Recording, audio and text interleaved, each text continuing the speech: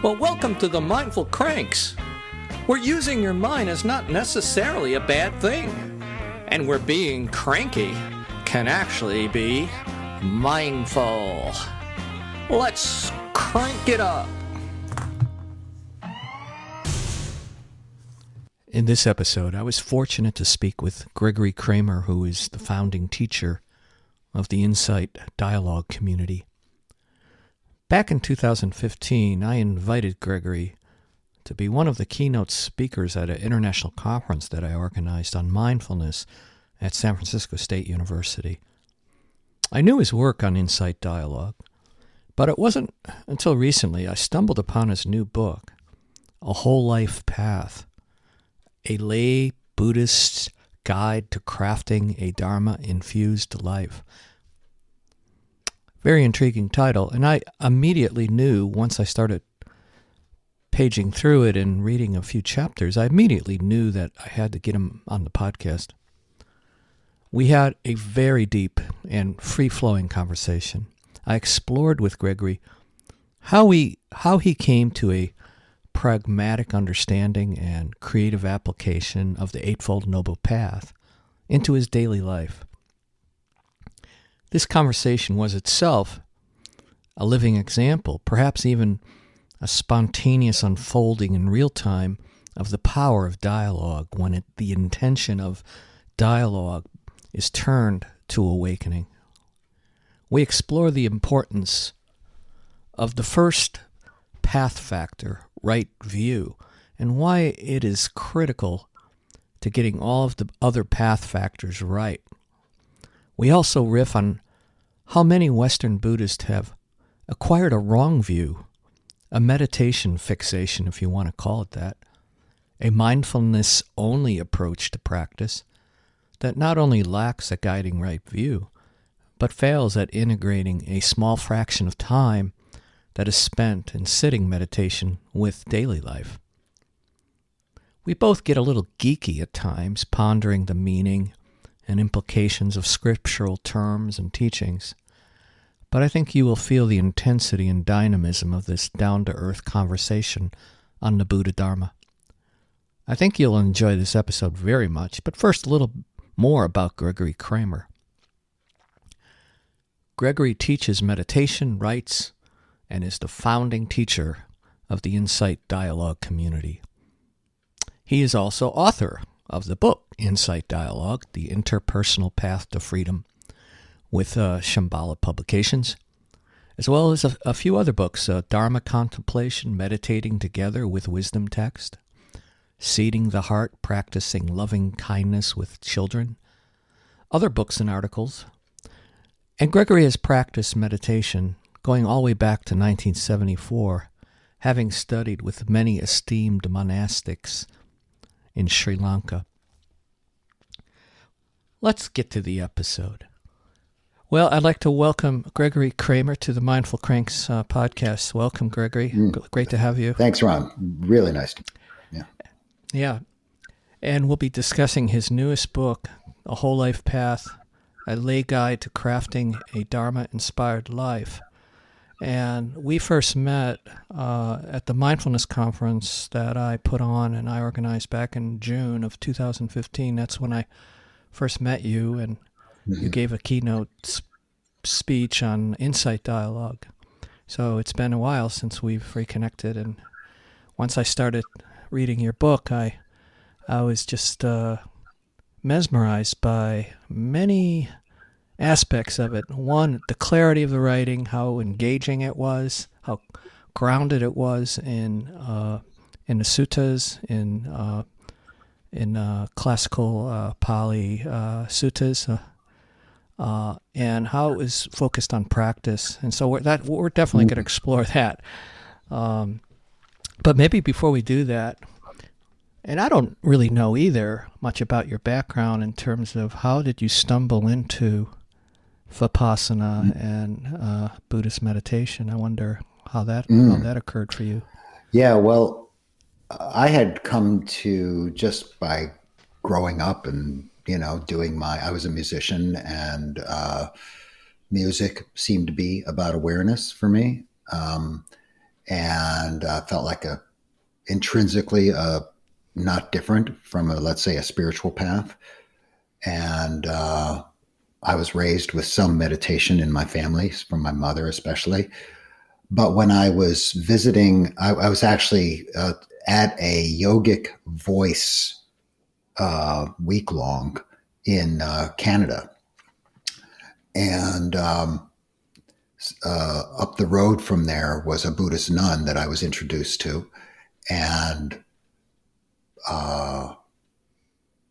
just instantly speaking with her, I got that there's something here, something really new and important, and like I could feel the spark, without.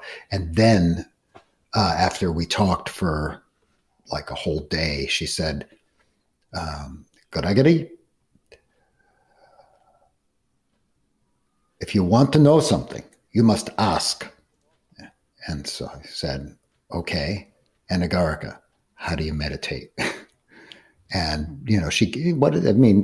meditation is, if you go outside all the fancy tricks, it's very simple. So I had 5-10 minutes of instruction, maybe half hour to talk about it, try it out. That was it. And then I went off for a year and practiced a few times a day. So that was where I stumbled in, if you will. But it was the growth of it over the following years through more practice retreats, subsequent long-term study with several. All my teachers were monks. She was a nun. All my other teachers were Sri Lankan and Thai monks, and that was kind of what carried me. And the rejuvenation, if you will, that happened when I started diving directly into the suttas, having had the background from some monks who were really super strong in practice, some monks who were super strong in sutta stuff. But it was when I approached it myself that it kind of took on like it started living inside of me, you might say. Mm-hmm. Well, I think that's a good place to begin, because your book has a very evocative and informative title, A Whole Life Path. And that's what really struck me, is your passionate embrace of lay practice and applying what had been primarily oriented towards monastics, and seeing practice as not just sitting on a meditation cushion or attending a silent retreat. And your approach in the book also goes beyond a privatized, individualistic practice.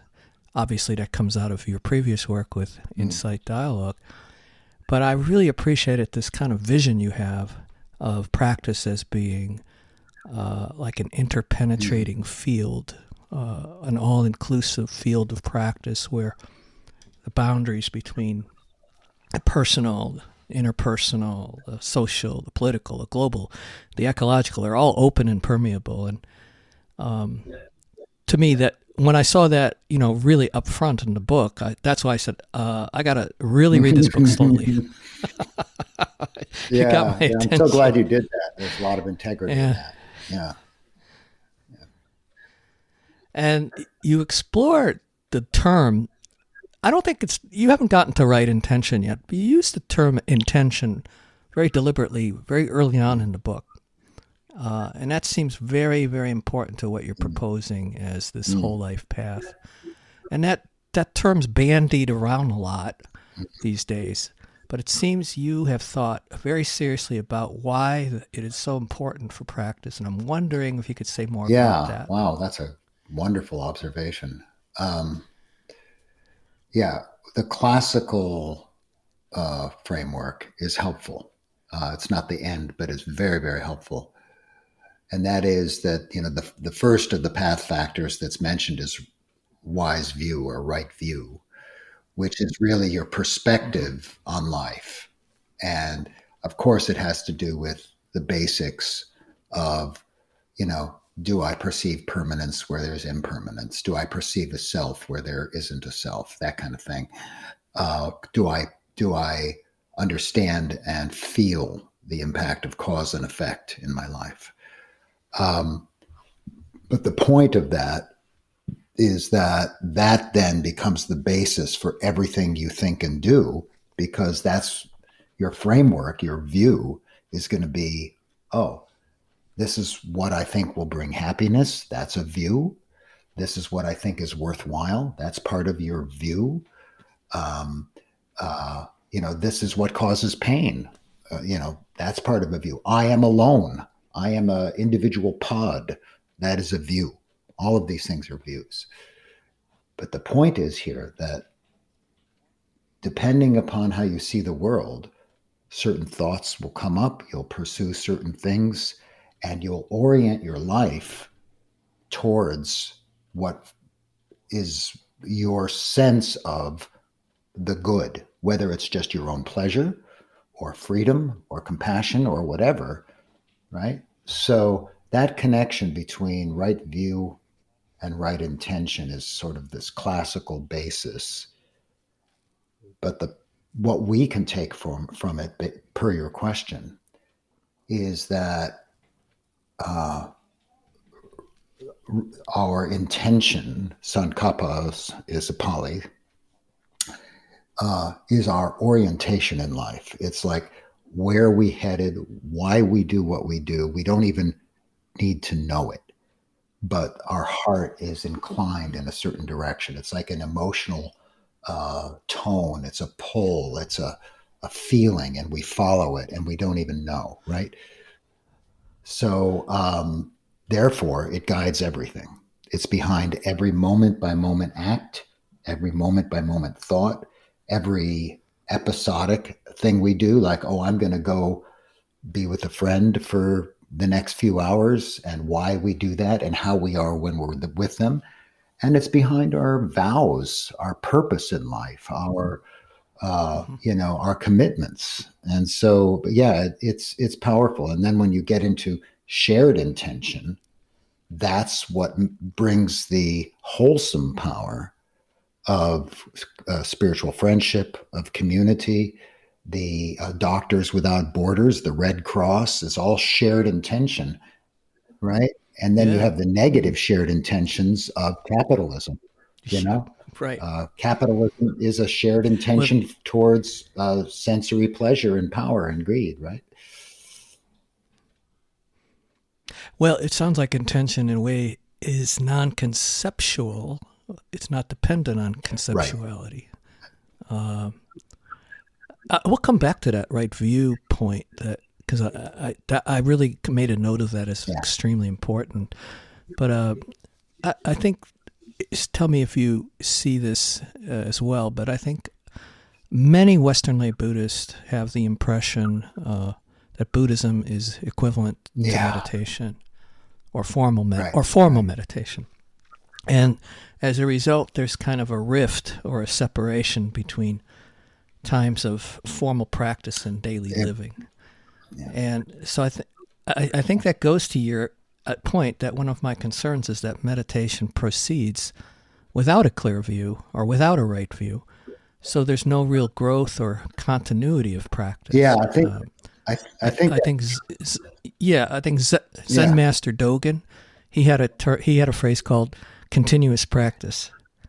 And I'd love to hear your take on that. Is that kind of... It's a funny thing, because I think we can maybe get some purchase on this by going at it the opposite direction. If you look at the nature of the mind, moment by moment, tumbling forward, each moment conditioned upon the one prior, right? So as we're talking now, the feeling of I'm sitting here, of you're sitting there, is already conditioned by having known you a little bit before. It's conditioned by the immediate past and what you just said and what you asked me. It's conditioned by what I had for breakfast. It's conditioned by my character, my genetics, all of this, every instant it's unfolding. So if we understand that, and that's just basics, right? I mean, basic contemporary neuroscience, psychology, call it what you will. It's just very straightforward. If every moment is conditioned and rolling forward like that, what moment could possibly not be part of a path towards either unskillfulness and tension and confusion, or towards understanding, happiness, goodwill, and so on. In other words, every moment is path because every moment matters, right? So the idea even of practice, we need to reconceive of it, right? Yeah. It's like there is wrong path and right path, but there's no not path. You're in it. You're stuck. You were born. Yeah, you're a product of your circumstance, so to speak. But it sounds like the object of meditation is time in a way, because there's no escape from the unfolding that you were just talking about. From conditioning, from cause and effect. From conditioning, right? Cause and effect. The point that you make that in the Western Buddhist subculture, especially the white, those who have adopted meditation, and it's not in their, let's say, their Asian culture or something like that. Convert Buddhism, right. Yeah, it centered around meditation, is a setup for a certain amount of benefit, because no matter what, there's some value in cultivating mindfulness and so on, and to calming down a little bit. That's a really great start. But a part of the trajectory is, does it grow? Does it really become part of your life intrinsically? And that's where, if you don't have the larger vision of a whole life, of really how the Buddha taught, is how I see it, then you're going to get stuck, because what you're trying to do is what I tried to do. This is how I know the problem is, you're trying to map somehow this universe that's enclosed around practice over to the whole of the boundless universe of your day-to-day life. But you have this basic wrong concept, which is wrong view, and you can't get out of that box. And so this book, I'm hoping, is a view that you can grow out of the box, and even better, here's some things to try to actually do it. Yeah, and you actually quite clearly talk about, in a very personal way, how you struggled with practice, like you just said, and how you gradually came to this more innovative and integrative understanding of the Eightfold Noble Path into your own lifestyle and daily life. Is it possible to describe how that unfolded for you? Is there any way of kind of describing? No, that's a big question. And obviously, my other question was, how long did it take you to write this book? You're a cruel person, I think. You're really... No. It sounds like a life's work. It was in the works since I started. At least 15, 20 years, and then intensively the last 4.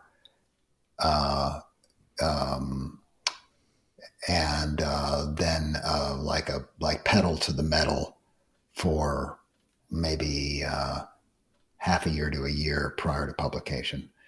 And that was after I thought I'd finished it. When was this? When was the first time I thought I finished it? Probably about 8 years ago. I thought I had this big fat 500-page manuscript, and I said, this is good. And I won't tell the whole story, but it went through several iterations after that. So was there a turning point or some sort of shift where you realized you had to come at this a different way than just seeing it as a formal practice of meditation? Yeah. Your focus on the Eightfold Noble Path, you could have focused on something else. You could have focused on dependent origination as your thing, but it seems like you really gravitated toward this. Well, I did as a practical matter, as to my sense of the breadth of what the Buddha taught. I really did Yeah. gravitate. It's interesting that you mentioned dependent origination, because I taught intensively around Paticca for many years at my retreats, and I gave talks on it. I was really immersed in it. A lot of my own internal individual practice, I focused a lot on the aggregates, the khandhas, very deeply. And so when you hear me teach retreat, or when you hear me give a talk on, sort of the deeper aspects of the Dhamma, those are my sort of home base, you might say. But when it comes to living your life and addressing the issues of our day, the breadth of the path is really where the opportunity is to find the life of that. Climate change, social justice, and so on. What's the relationship between Buddhism and Buddhist practice and Buddhist psychology and contemporary psychology? What does all the contemporary media have to do with our Buddhist path? All of these questions are addressed in the book, and they all fall right out if you ask the driving question of the book, which is, if I assume, as I do, that the Noble Eightfold Path is to cover all of life, nothing left out. If I make that assumption, then how do these 8 things need to be construed such that that's the case, right? So you backwards engineer from, I've only got 8 things and it's got to cover everything in the human experience. Oh my God, that kind of thing. But then you do it, and what falls out, it was very beautiful. I mean, it was like, for me, a constant learning and revelation to be writing this thing. It's not like I knew it all and then I wrote it all. No, of course, yeah. Well, I think we could go into that, because one of the points you make about each of these path factors in the book is their guidance. They're not just philosophical points. Right. And so your emphasis is on this 24/7, always on, full spectrum path. That's right. I think the term you use, right?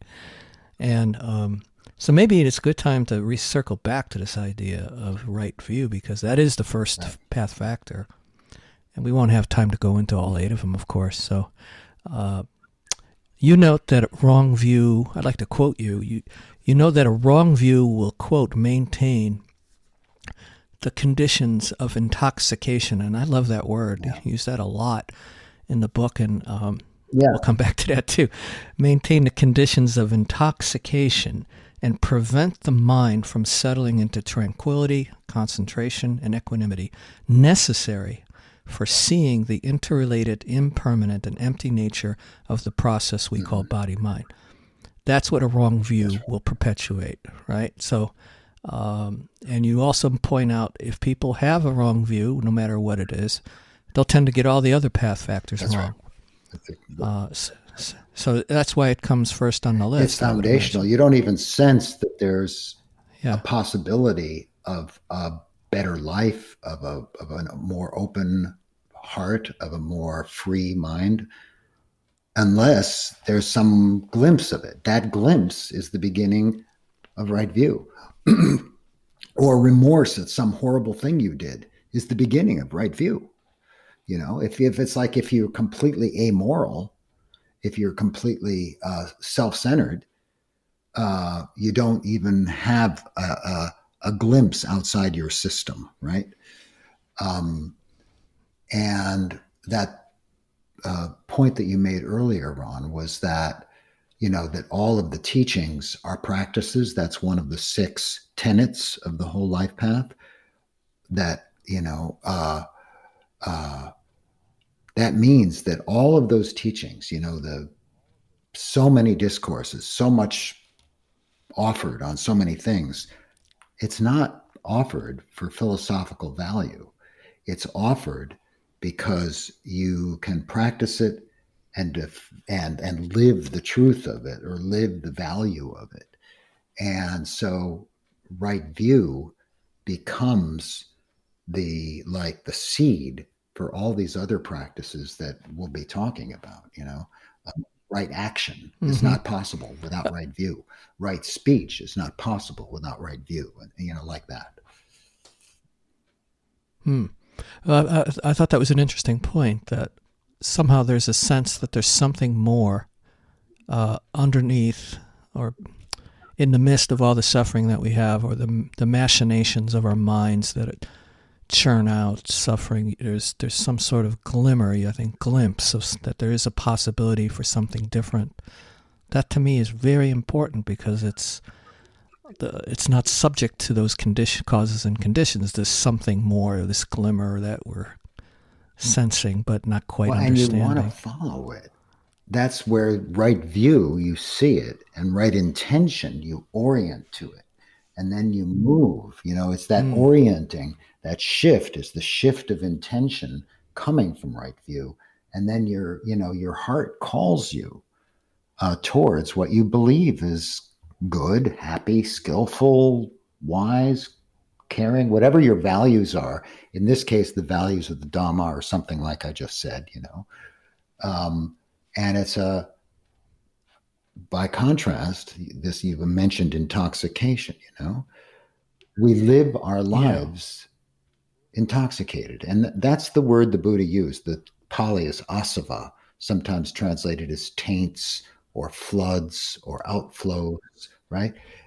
But if you get the sense of just being flooded by, going after the next pleasant feeling, or avoiding the next unpleasant one, or going for the next narcissistic satisfaction, or being angry and even hateful because your narcissistic tendency has been discovered, or you've been injured in that self way, all of those things drive us through life. We're intoxicated by that.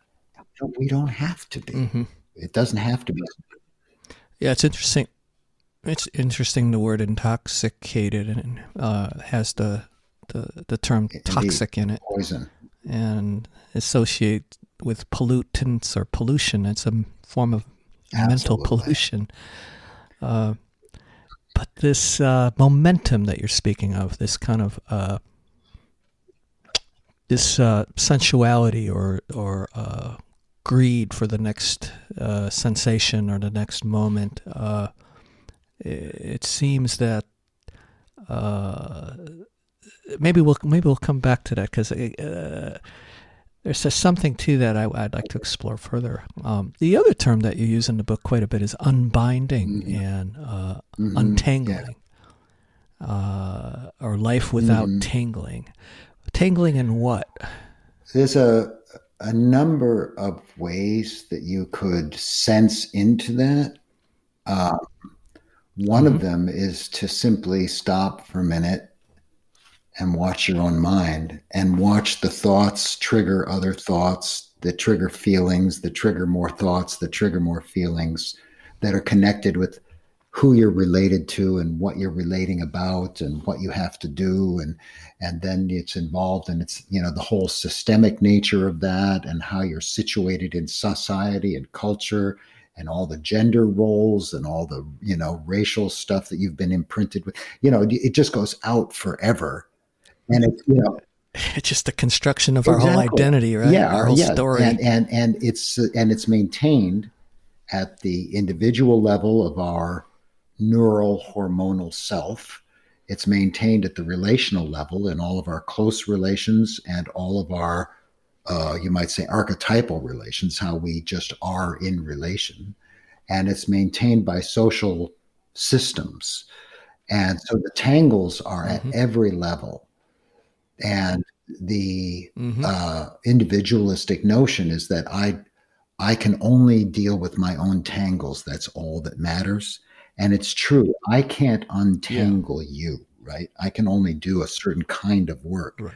However, I can understand, or shall I say, honor, act from and respect that we are in relation, that I am in relation with others.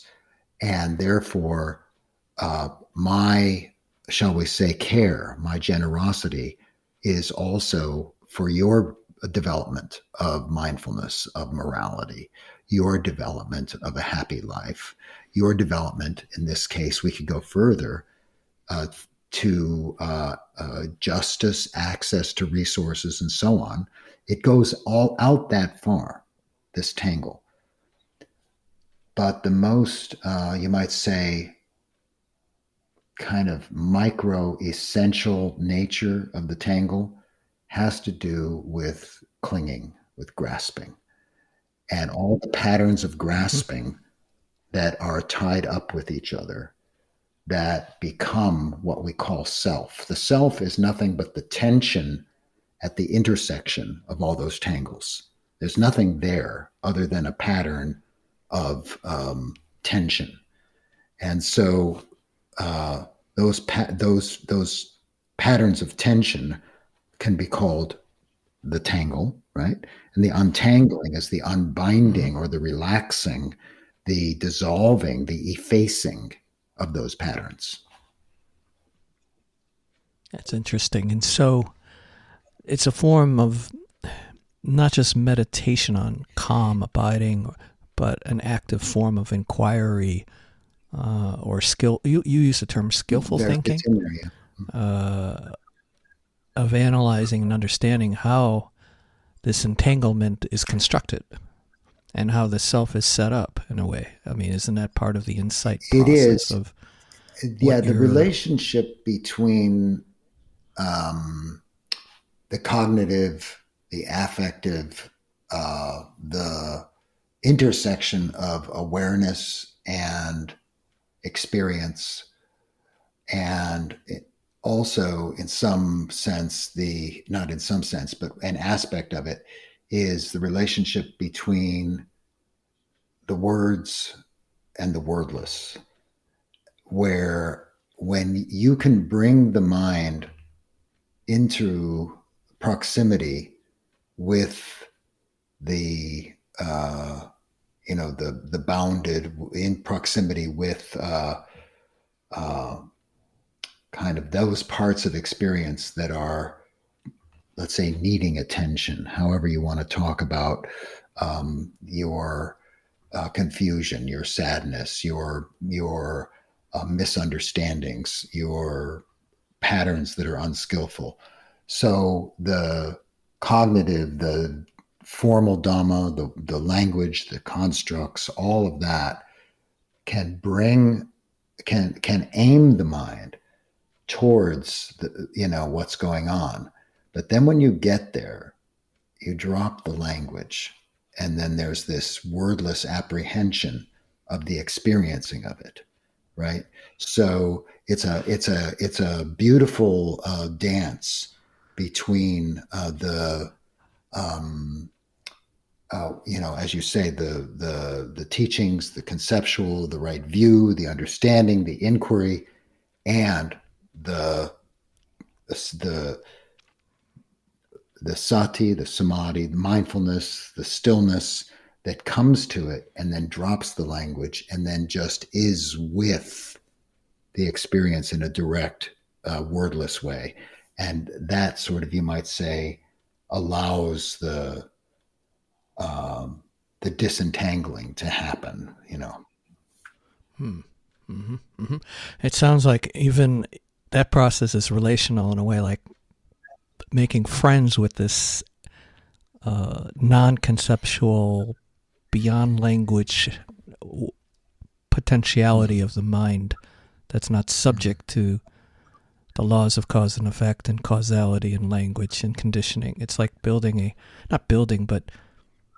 making friends, or it sounds relational in a way too, because we're not necessarily getting rid of our ordinary conceptual mind or anything, but it's somehow, the entanglement can function in more wholesome ways. Right? The entanglement has a function as for survival purposes as human beings. Right. But does it take over, which is the intoxication? That's the intoxication process, right? When there's no conscious knowing, and it's just functioning mindlessly, rolling on. The patterns may be healthy, they may be grossly unhealthy, but you don't even know it. There's no knowing. It's just, kind of. It's rolling along. Yeah. Well, cycling, like samsara, cycling, recycling. And it's interesting and valuable that you've mentioned the relational nature, because I may, in this process of awareness coming in, into proximity, if you will, with the difficult, with the qualities of the heart that are confused and so on, I may not have sufficient stability in my practice. But with you, for example, in Insight Dialogue, where we both pause into mindfulness, and here we are, you contribute to my stability and mindfulness. I contribute to yours. That's part of the power of relationship. And now this object of awareness that happens to be some place of difficulty that's arisen just because it's had the empty space to do so. It's like I'm borrowing, if you will, or joining with your stability and compassion that allows me to become aware of, not run away from, and release even, or allow the releasing of, the unwholesome. And obviously that can be happening with you as you are in, relationship with me in mindfulness and samadhi also. So it's quite beautiful to see the power of relational practice, which is part of what opened up the whole life path for me. When I was in just I was in the more individualistic mode, the whole life vision was not available to me, because so much of my life is effectively, all of my life is relational.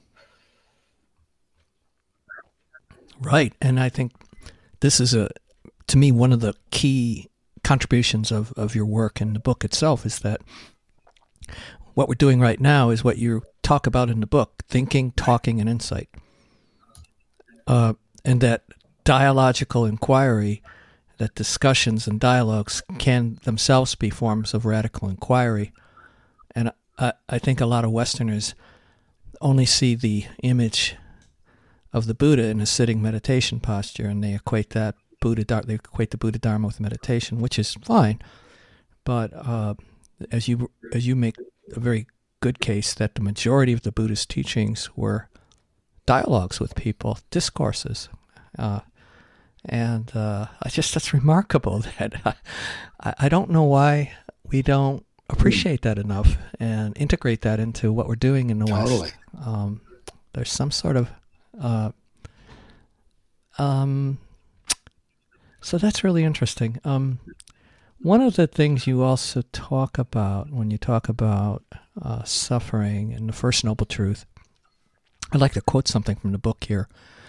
You say, gradually we realize that the First Noble Truth, dukkha, refers not only to blatant pain, fear, or loneliness, but also to the insecurity built into the mind's grasping at any perception or construct, the chafing of living life through an ego. And then you go on to say, we see the second truth, the suffering's origin, in the organism's constant thirst for what is arising, not only as the desire for comfort and validation, but also the appetite for the next moment. We were talking about that earlier. And the deep discontent of the clinging mind. And the third truth does not just hint at a lesser suffering, but slowly reveals to the sensitive and discerning mind that the cessation of grief and ignorance is latent in each moment. Hunger and ignorance can be radically unraveled and released, individually, relationally, and socially. Even a small taste of this freedom has real-world impact. We begin to recognize reorganize our priorities, opinions, and activities. That's fantastic, the way you've unpacked that. So how do we do that? I mean, asking the how question is something that has come up in a teaching that I'm studying. We often ask the why, like, why did this happen to me, right? We're asking the how is, how did these cause and conditions occur, and how did the process of entanglement occur? Can I learn? Can I see that? That's a different question. And maybe that has to do with the practice on cause and effect. I think what you're pointing to is really fundamentally the how is a way of saying what is the Noble Eightfold Path. It's a how. It's how do I meet this human experience with all of its tragedy and opportunity? How do I do that? And that includes not just understanding each path factor and what its components are, or what its classical construal is, or what it means to unfold it so that it includes, as we talked earlier, media, psychology, my professional life, money, sex, clothing, and so on and so forth. Yes, you need to know that. And yes, the book talks about that. But what's really motivates that and makes a more workable answer to the question how is how to keep it in mind, how to have it filter into your relational life, how to have it filter into your social life and your professional life, specific practices and ideas for developing your own practices. The how is got to be pragmatic. It's got to have a sense of, I can do this in my life as it is, with my commute or with my money problems or with all of my, blind spots, with all of my, gendered or privileged viewpoints. How do I become aware of those? How do I function in a way that's non-harmful? How do I start when I feel like such a confused schlep? What can how can I actually live? So all of those things then make use of the specifics of the path factors. But the foundational part, you might say, what goes behind all of it are like these tenets, ground in the Dhamma is the first tenet. Well, what does that mean? It means that, that we can ask ourselves, do I really feel some confidence that this is possible, that this is a good guide, this Eightfold Path thing? Am I willing to kind of keep it in mind or feel into it or try it out or not? Maybe not. Maybe it's not your deal. That's fine. But not to fool ourselves, not to make assumptions about it, And do I really see the teachings as practices? What do I exclude from the path? It's like, if I'm sitting on Sunday morning having a cup of coffee, am I saying, oh, okay, I'll get to the path later? That's ridiculous. Then we keep that schism going, right? So these basics are the how. These 6 tenets of the whole life path are the how. Yeah, those 6 tenets are very good. And your book is peppered with all sorts of pragmatic exercises that amplify each of those path factors as well, which are very useful.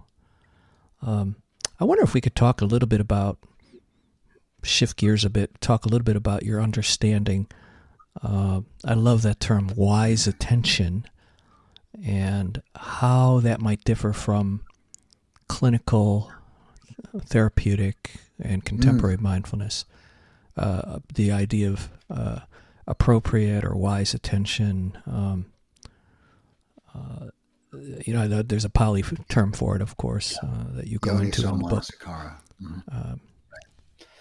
Mm-hmm.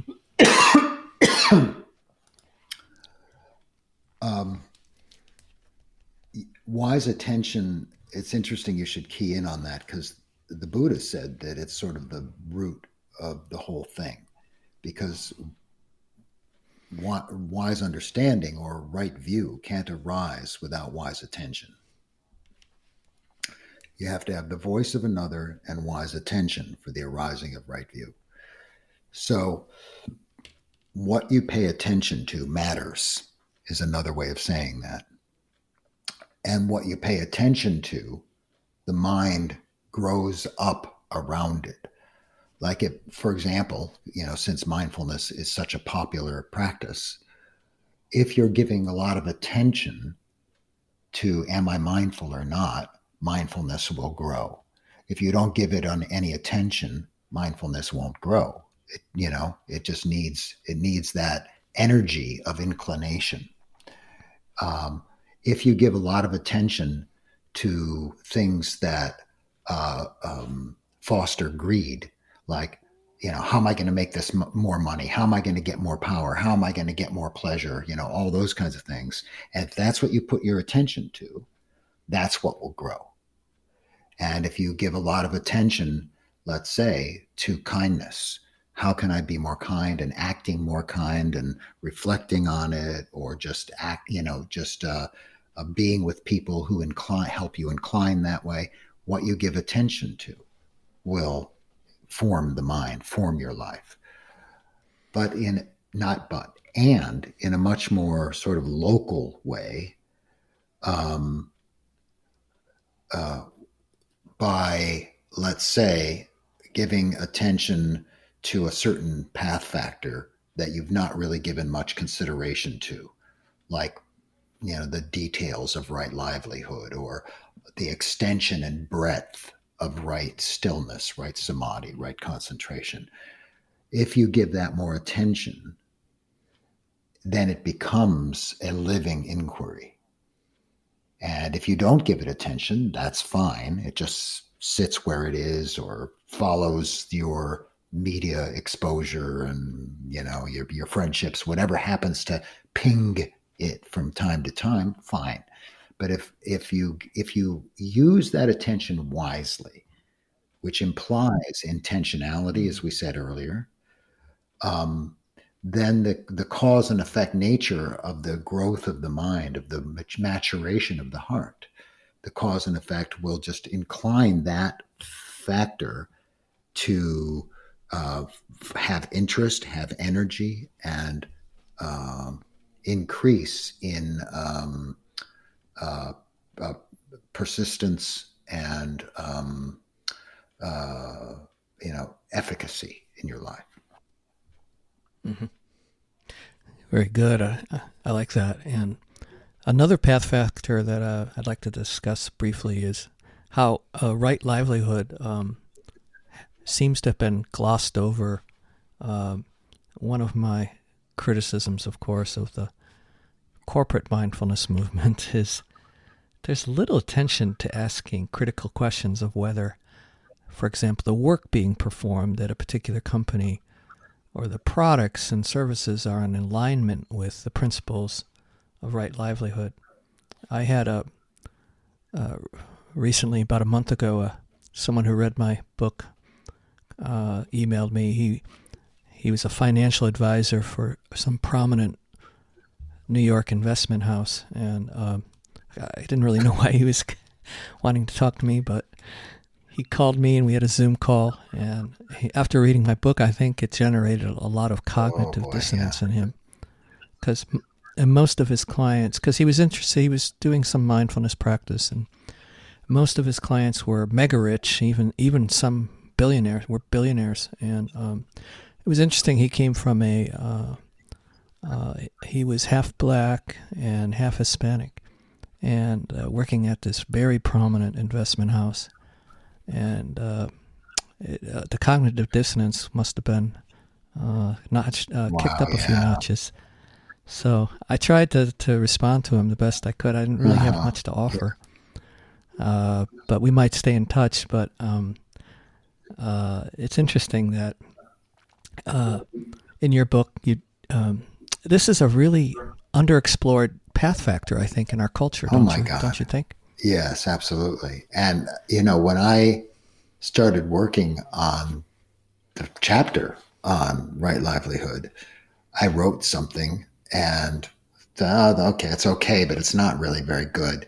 I came back to it several years later and said, there's nothing here. And that's kind of what I think you're pointing to. I was absolutely guilty of what you just said. It's like, right livelihood, yeah, okay, don't get a job that harms people, and Yeah. and that's good. It's a good start. And canonically, that's sort of the kernel. So there's validity there. But if you're going to ask this question, if only 8 things cover all of my life, what is right livelihood? Wow, there's your doorway into all resource use. And you look at what the monks and nuns, what the monastics have as guidance. They've got, hundreds of rules about their requisites of clothing, shelter, food, and medicine. What do we as lay people have? Bupkis, bupkis. Nothing, right?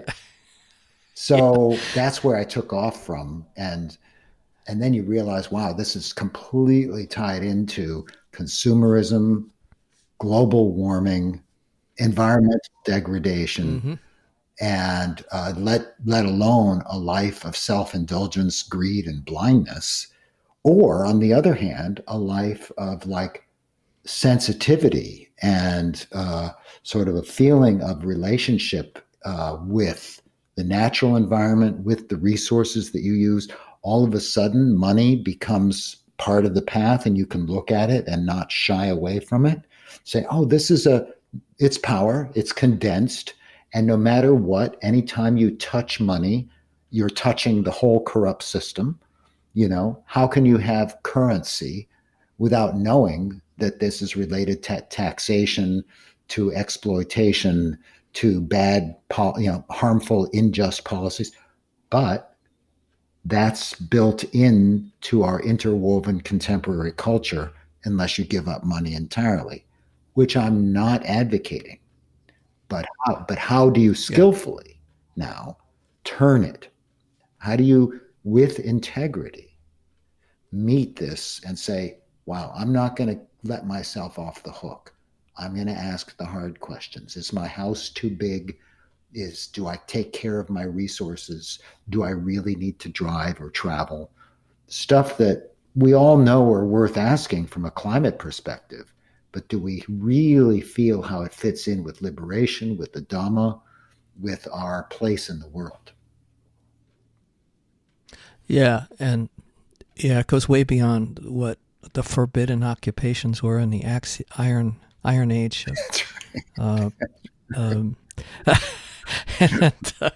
But you make a good point that we have to kind of look at it almost like a systems thinking approach to how these factors interrelate, and so how right livelihood is intertwined with the whole untangling process, the whole process of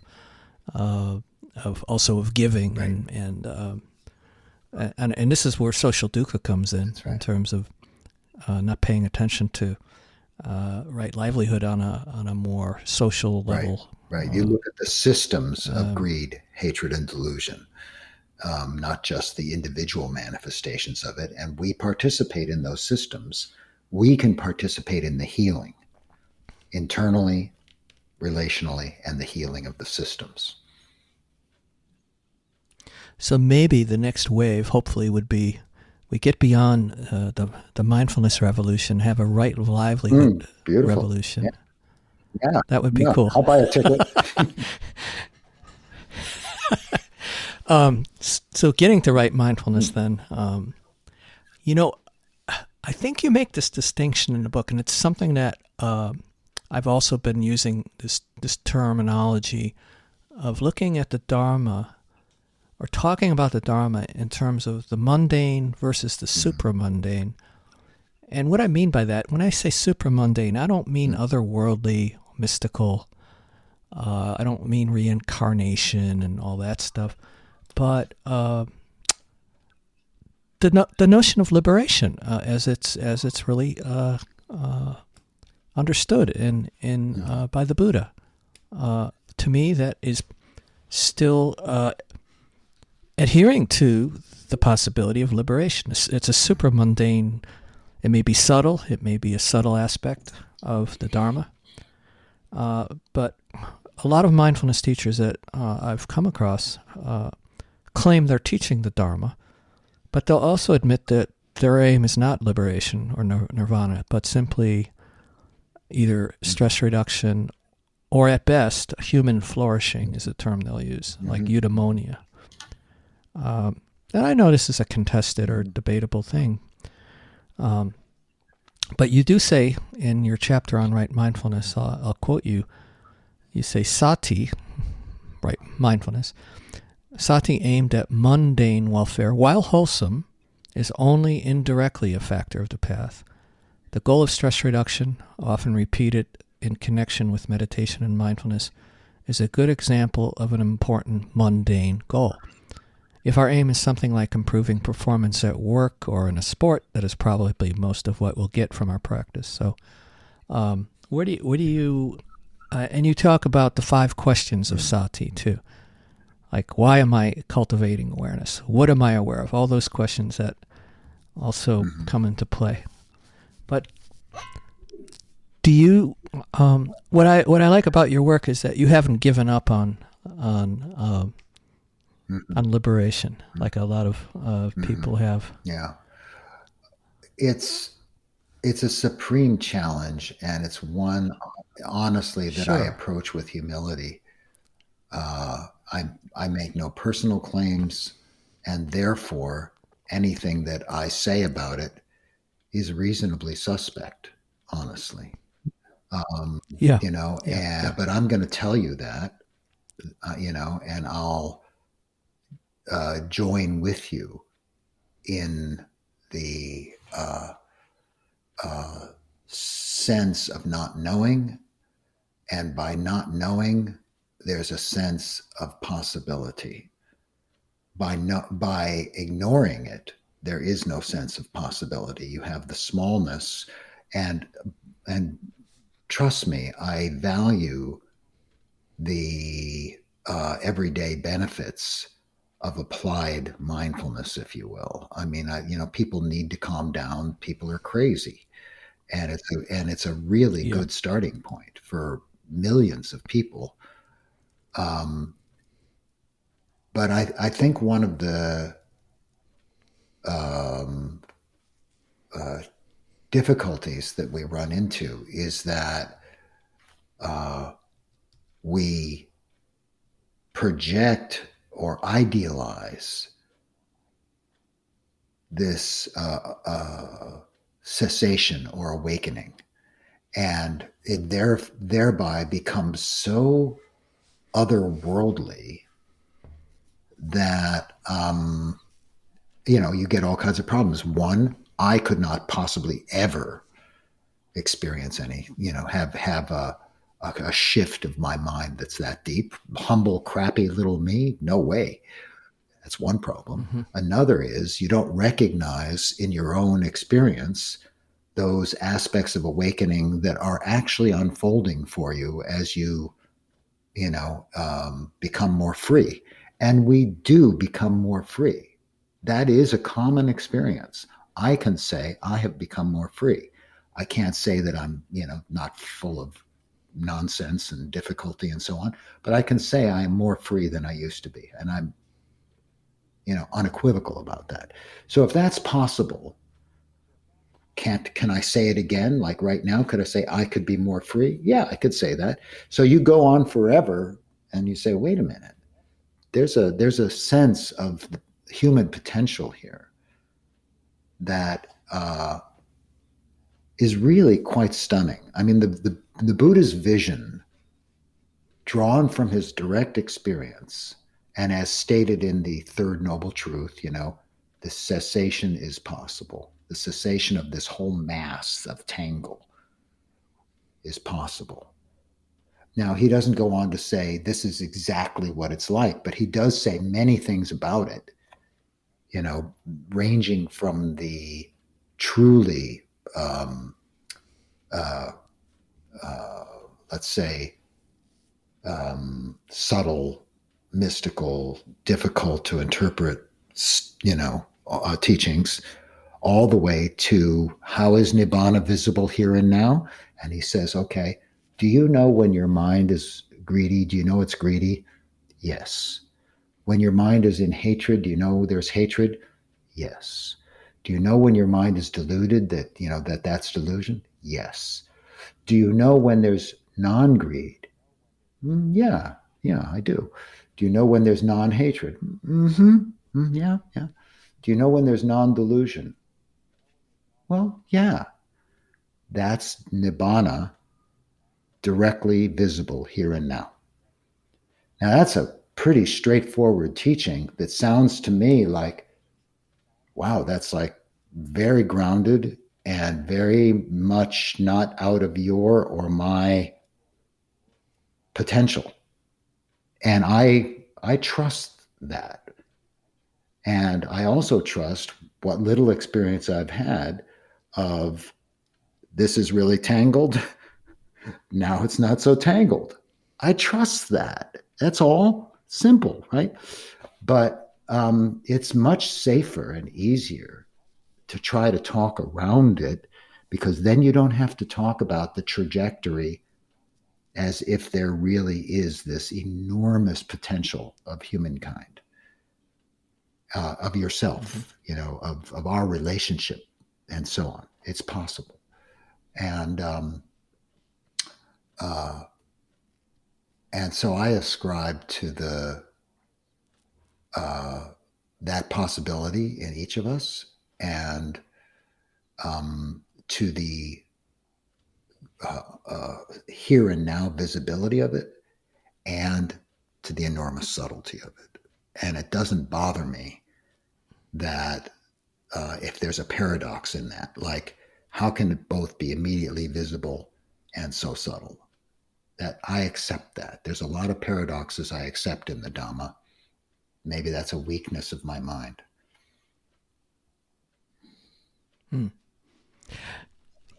You also talk about when I read some of the passages in the chapter on right mindfulness, I almost got a sense of that I was reading something more Mahamudra Dzogchen-like rather than Theravada. There's some parts. There's one part. You say, I'll quote you, the framework is known. The framework being perhaps, I think you're referring to maybe the four foundations, I'm not sure. But the real object is awareness itself. This yields to the subtlest but most basic, accessible practice, the dropping of any framework or even any sense of practice. The practice of sati involves learning to recognize awareness, learning to experience attention being given to the ongoing action of noticing and stabilizing this noticing. Once stable practice is released, this is non-meditation practice, a practiceless practice. I said, boy, that sure sounds very Dzogchen-like. Did you have any training in that or any interest, or was this also something that just kind of developed out of this deep Vipassana practice, which could just, I mean, there doesn't have to be any labels here. It's the latter. Yeah. And I guess what's worth emphasizing is that while the language that I used, yes, it's definitely resonant with, as you say, Dzogchen and Mahamudra and so on. But you look at the teachings in the early discourses, and what I just said is there. When the Buddha talks about, the even in the Satipatthana Sutta, which is by latest scholarship is apparently also constructed later. It's not a let's say a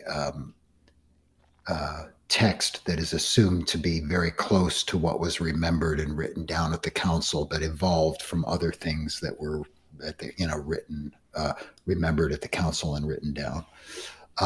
But the point is that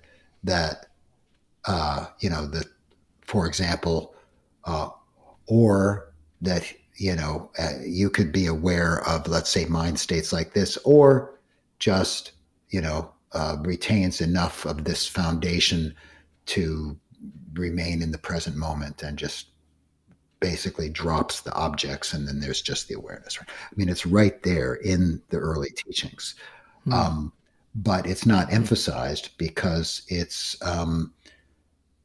there's a certain benefit to having very specific objects and working with those, and those become more and more refined.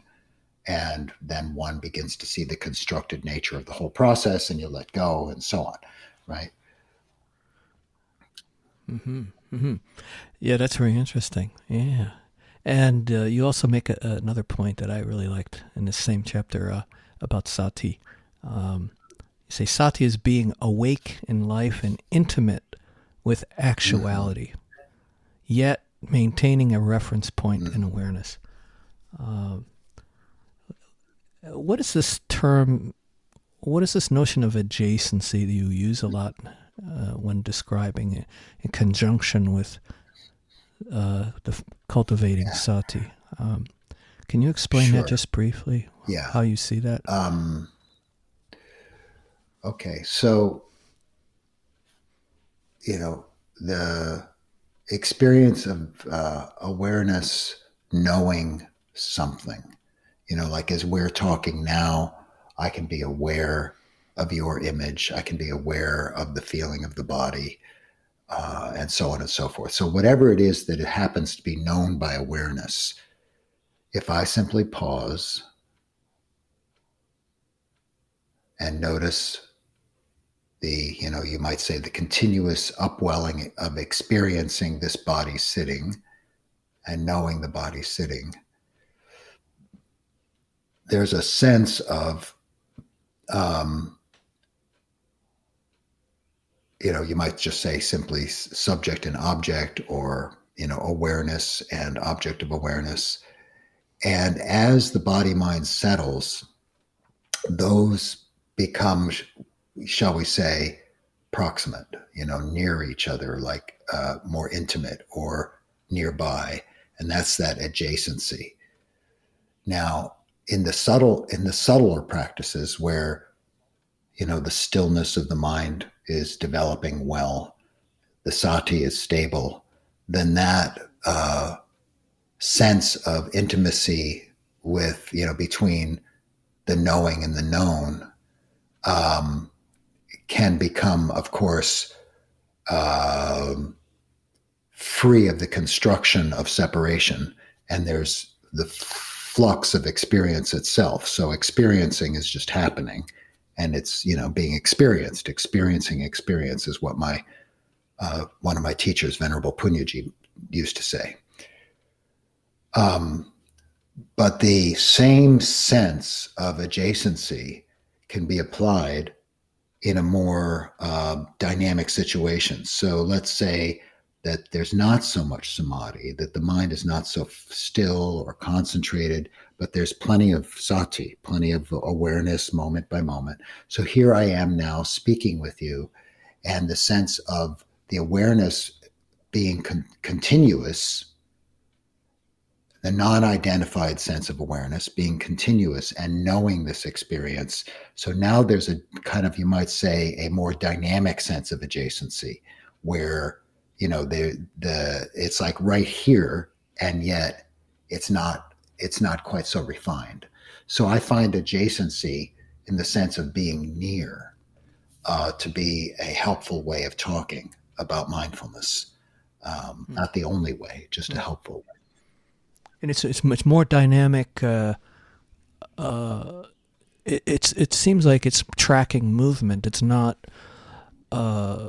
requiring the meditative stability of silence, and there's more of a tracking of movement without losing concentration. Or I'm not so sure of reflecting back to you. I think that what you're trying to point to, I would say, in terms of it opens the door between that more subtle kind of dropping down with all of that stillness, and allows a sense of continuity of sati between that quality and this more wide quality of and dynamic quality, right? Yeah, interesting. And then you make the point that when awareness is hijacked, it fuses with the object or the known, and then at that point we're carried along by the momentum of conceptuality and habit mind. And habit exactly mind. And that's the kind of a key definition of ignorance. And the key, it's like the generation point of so-called samsara. And if you talked about dependent origination earlier, that's where it starts. Avijja, paccaya, sankhara, depending upon ignorance, right where we are now, you've fused into the object. Depending upon that, you have the arising of this whole constructing process of, self and grasping and so on, right? It's right there at that. That's the seed, that fusion, that loss of awareness, that blindness, sankhara, paccaya, vijnana. So you got the avijja, the ignorance gives rise to, or is the conditions for the arising of the constructing process. And that constructing process now is the basis for the arising of consciousness. So constructing is like consciousnessing happening. But doesn't it require the projection of time for that the to projection unfold? of time comes out of that. Like time happens when there's clinging to phenomena. And that clinging is like, oh, now this is this object, and it's happening, as you say, in time and in self, in space. And then it positions it in a narrative, in a story, with me as self-reference. I'm the center, I'm the actor in that whole narrative framework. It's unfolding. Yeah, that's the sankhara part, the whole constructing process. Interesting. So, with COVID and the lockdown, you still have continued teaching. In fact, your teaching has expanded internationally. Is that right? Maybe you can talk a little bit about some of your courses and workshops, what you're doing, and it might be a good place. And before we get to that, though, I wanted to ask you, you make this point in the book, one more point, about you've always taught for free, or you operate on a gift economy, on dana. That's right. And that's quite remarkable. Yeah. I mean, it's, I am a child of a tradition, and I've honored that since the beginning. The royalties from this book are, completely assigned to the Insight Dialogue community. And I'll teach because I'm here to do that and share the Dhamma. And people enable that. They effectively participate in my ability to teach by supporting me. And I'm grateful for that. And, it's an education process in this world. I mean, we're learning how to do that. It's quite well established in Asian Buddhist countries. Of course, like all things human, it gets contorted and, made strange, but it's just foundational to the path to give.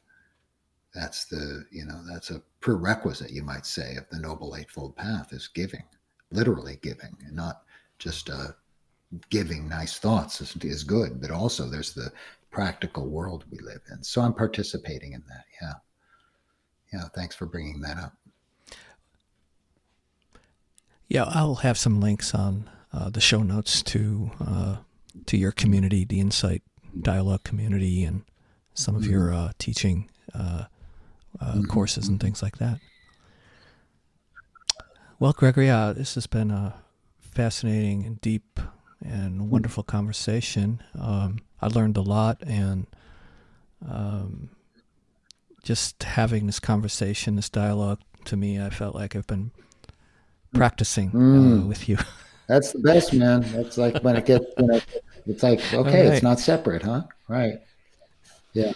Yeah. I mean, you asked about the different teachings I'm doing. I mean, I've been teaching internationally for decades, but now I do it from here, and so I can do it much more. Like I can teach in Israel one week and England the next, and, New England the next, and just bump all over the world, quite easily.